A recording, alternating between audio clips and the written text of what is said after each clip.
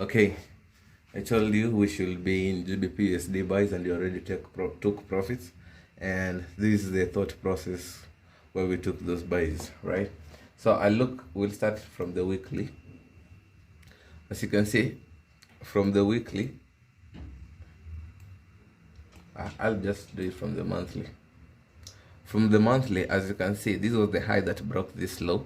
So the monthly tells us that we are bearish, right? So this is a retracement, but we are in an indecision in the middle of the premium and the discount. So you can't get so much information about that. So we have to scale in into the smaller time frames. So we go into the weekly. As you can see, in the weekly, there was this strong high which took out these lows, and now we also in the middle of the premium and the discount. So if it can't give us enough information, we move down to the smaller time frame, which is the daily. So also apart from that, I can also show you that the weekly closed bullish. As you can see, the previous week was bearish, then a little bit bullish. This went down, but there was a buy that we took on Friday, which was confirming this was a strong low that led to this break, the break of this high. That's why we took that buy, and that's why this weekly finished bullish, right?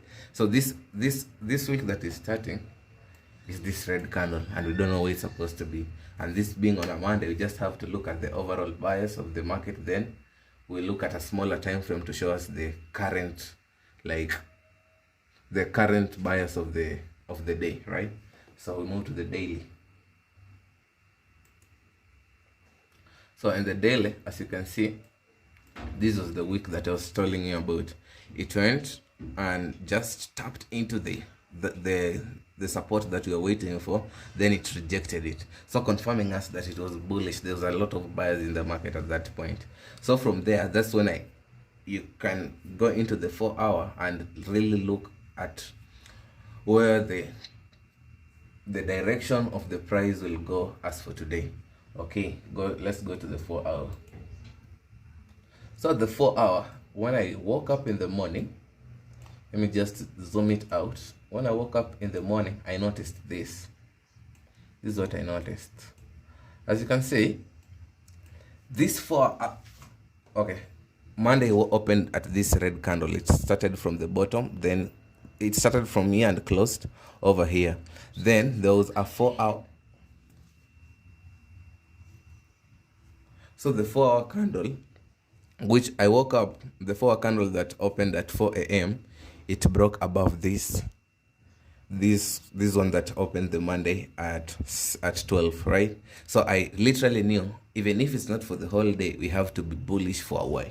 You understand? So, and that's why I wrote, I don't know, I drew this support right over here and waited on the 15 minutes and look at the reaction of the support. Okay, we'll just go straight to the 15 minutes since I told you the 4-hour is already bullish, and I'll try and paint the picture of the storyline in the 15 minutes, and I hope you'll understand.